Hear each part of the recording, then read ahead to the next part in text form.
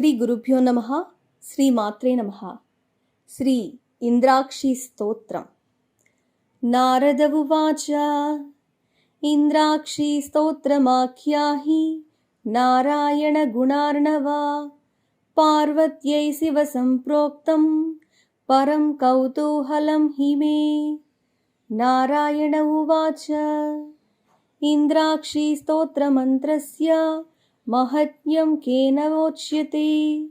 इन्द्रेणादौ कृतं स्तोत्रं सर्वापद्विनिवारणं तदेवाहं ब्रवीम्यद्य पृच्छतस्तव नारद।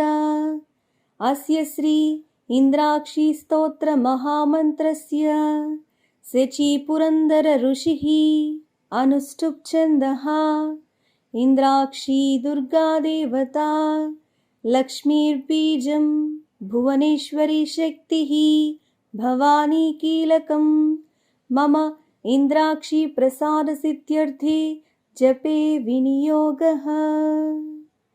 करन्यासः इंद्राक्ष्यै अंगुष्ठाभ्यां नमः महालक्ष्म्यै तर्जनीभ्यां नमः महेश्वर्त्यै मध्यमाभ्यां नमः अम्बुजाक्ष्यै अनामिकाभ्यां नमः कात्यायन्यै कनिष्ठिकाभ्यां नमः कुमार्त्यै करतलकरपृष्ठाभ्यां नमः। अङ्गन्यासः इंद्राक्ष्यै हृदयाय नमः महालक्ष्म्यै शिरसे स्वाहा महेश्वर्त्यै शिखायै वषट् अम्बुजाक्ष्यै कवचाय हुम् कात्यायन्यै नेत्रत्रयाय वौषट् कौमार्त्यै अस्त्राय फट् भूर्भुवः सुवरोमिति दिग्बन्धः। ध्यानम् नेत्राणां दशभिश्शतैः परिवृतामत्युग्रचर्माम्बरां हेमाभां महतीं विलम्बितशिखामामुक्तकेशान्वितां घण्टामण्डितपादपद्मयुगलां नागेन्द्रकुम्भस्तनीम् इंद्राक्षीं परिचिन्तयामि मनसा कल्पोक्तसिद्धिप्रदाम्।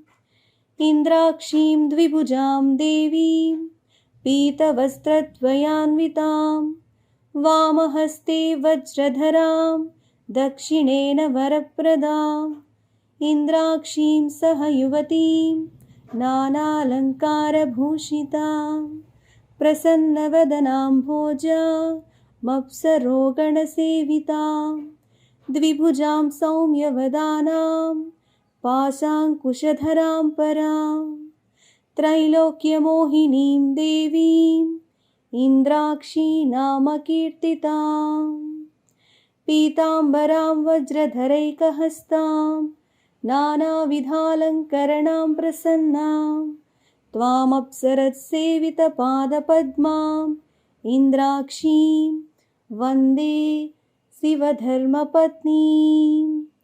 पञ्चपूजा। लं पृथ्व्यात्मिकायै गन्धं समर्पयामि। हं आकाशात्मिकायै पुष्पैः पूजयामि। यं वायव्यात्मिकायै धूपमाघ्रापयामि। रं अग्न्यात्मिकायै दीपं दर्शयामि। वं अमृतात्मिकायै अमृतं महानैवेद्यं निवेदयामि। सं सर्वात्मिकायै सर्वोपचारपूजां समर्पयामि। दिग्देवता रक्ष। इंद्र उवाच इंद्राक्षी पूर्वतः पातु पात्वाग्नेय्यां तधीश्वरी कौमारी दक्षिणे पातु नैऋत्यां पातु पार्वती वाराही पश्चिमे पातु वायव्ये नारसिंह्यपि उदीच्यां कालरात्रीमाम् ऐशान्यां सर्वशक्तयः भैरव्योर्ध्वं सदा पातु पात्वधो वैष्णवी तथा एवं दशदिशो रक्षेत् सर्वदा भुवनेश्वरी। ॐ ह्रीं श्रीं इंद्राक्ष्यै नमः। स्तोत्रम्।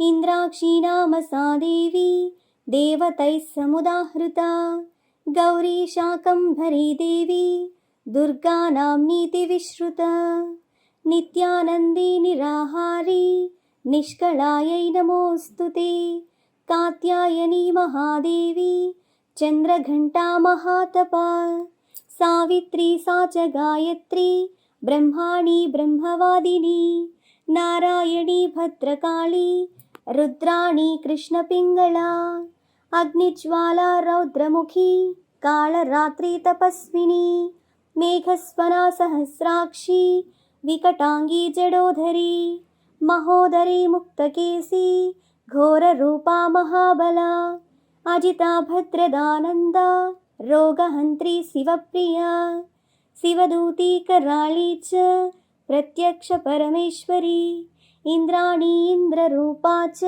इन्द्रशक्तिपरायणी सदा सम्मोहिनी देवी सुन्दरी भुवनेश्वरी एकाक्षरी परा ब्राह्मी स्थूलसूक्ष्मप्रवर्धिनी रक्षाकरी रक्तदन्ता रक्तमाल्याम्बरा परा महिषासुरसंहर्त्री चामुण्डा सप्तमातृका वाराही नारसिंही च भीमा भैरववादिनी श्रुतिस्मृतिर्धृतिर्मेधा विद्या लक्ष्मी सरस्वती अनन्ता विजया पर्णा मानसोक्ता पराजिता भवानी पार्वती दुर्गा हैमावत्यम्बिका शिवा शिवा भवानी रुद्राणी शङ्करार्थशरीरिणी ऐरावतगजारूढा वज्रहस्ता वरप्रदा दूर्छटी विकटी घोरी यष्टाङ्गी नरभोजिनी भ्रामरी काञ्चिकामाक्षी क्वणन्माणिक्यनूपुरा ह्रीङ्कारी रौद्रभेताळी हृङ्कार्यमृतपाणिनी त्रिपाद्भस्मप्रहरणा त्रिशिता रक्तलोचना नित्या सकलकल्याणी सर्वैश्वर्यप्रदायिनी दाक्षायणी पद्महस्ता भारती सर्वमङ्गला कल्याणी जननी दुर्गा सर्वदुःखविनाशिनी इन्द्राक्षी सर्वभूतेशी सर्वरूपा मनोन्मनी महिषमस्तकनृत्य विनोदनस्फुटरणन्मणिनूपुरपादुका जननरक्षणमोक्षविधायिनी जयतु शुम्भनिशुम्भनिषूधिनी शिवा च शिवरूपा च शिवशक्तिपरायणी मृत्युञ्जयी महामायी सर्वरोगनिवारिणी ऐन्द्री देवी सदाकालं शान्तिमाशु करोतु मे ईश्वरार्थाङ्गनिलया इन्दुबिम्बनिभानना सर्वरोगप्रशमनी सर्वमृत्युनिवारिणी अपवर्गप्रदा रम्या आयुरारोग्यदायिनी इन्द्रादिदेव संस्तुत्या इहामुत्रफलप्रदा इच्छाशक्तिस्वरूपा च इभवक्त्राद्विजन्मभू भस्मायुधाय विद्महे रक्तनेत्राय धीमहि त्वन्नो ज्वरहरः प्रचोदयात् मन्त्रः ॐ ऐं ह्रीं श्रीं क्लीं ग्लूं इन्द्राक्ष्यै नमः। ॐ नमो भगवती इन्द्राक्षी सर्वजनसम्मोहिनी कालरात्रि नारसिंही सर्वशत्रुसंहारिणी अनले अभये अजिते अपराजिते महासिंहवाहिनी महिषासुरमर्दिनी हन हन मर्दय मर्दय मारय मारय शोषय शोषय दाहय दाहय महाग्रहान् संहार संहार यक्षग्रह राक्षसग्रह स्कन्दग्रह विनायकग्रह बालग्रह कुमारग्रह चोरग्रह भूतग्रह प्रेतग्रह पिशाचग्रह कूष्माण्डग्रहादीन् मर्दय मर्दय निग्रह निग्रह धूमभूतान् सन्त्रावय सन्त्रावय भूतज्वर प्रेतज्वर पिशाचज्वर उष्णज्वर पित्तज्वर वातज्वर श्लेष्मज्वर कफज्वर आलापज्वर सन्निपातज्वर महेन्द्रज्वर कृतिमज्वर कृत्यादिज्वर एकाहिकज्वर द्वयाहिकज्वर त्रयाहिकज्वर चातुर्थिकज्वर पञ्चाहिकज्वर पक्षज्वर मासज्वर षण्मासज्वर संवत्सरज्वर ज्वारालापज्वर सर्वज्वर सर्वाङ्गज्वरान्नाशय नाशय हर हर हन हन दह दह पच पच ताडय ताडय आकर्षय आकर्षय विद्वेषय विद्वेषय स्तम्भय स्तम्भय मोहय मोहय उच्चाटय उच्चाटय हुं फट् स्वाहा। ॐ ह्रीं ॐ नमो भगवती त्रैलोक्यलक्ष्मी सर्वजनवशङ्करी सर्वदुष्टग्रहस्तम्भिनी कंकाली कामरूपिणी कालरूपिणी घोररूपिणी परमन्त्रपरयन्त्रप्रभेदिनी प्रतिभटविध्वंसिनी परबलतुरगविमर्दिनी शत्रुकरच्छेदिनी शत्रुमांसभक्षणी सकलदुष्टज्वरनिवारिणी भूतप्रेतपिशाच ब्रह्मराक्षसयक्ष यमदूतशाकिनी ढाकिनी कामिनी स्तम्भिनी मोहिनी वशङ्करी कुक्षिरोगशिरोरोग नेत्ररोगक्षयापस्मारकुष्ठादिमहारोगनिवारिणी मम सर्वरोगं नाशय नाशय ह्रां ह्रीं ह्रूं ह्रैं ह्रौं ह्रः हुं फट् स्वाहा। ॐ नमो भगवती माहेश्वरी महाचिन्तामणि दुर्गे सकलसिद्धेश्वरी सकलजनमनोहारिणी कालकालरात्रि महाघोररूपे प्रतिहतविश्वरूपिणी मधुसूदिनी महाविष्णुस्वरूपिणी शिरःशूलकटिशूल अंगशूल पार्श्वशूल नेत्रशूल कर्णशूल पक्षशूल पाण्डुरोगकामारादीन् संहर संहर नाशय नाशय वैष्णवी ब्रह्मास्त्रेण विष्णुचक्रेण रुद्रशूलेन यमदण्डेन वरुणपासेन वासवव्रजेण सर्वानरीं भञ्जय भञ्जय राजयक्ष्मक्षयरोगतापज्वरनिवारिणी मम सर्वज्वरं नाशय नाशय यरलवशशसः सर्वग्रहान् तापय तापय संहर संहर छेदय छेदय उच्चाटय उच्चाटय ह्रां ह्रीं ह्रूं फट् स्वाहा।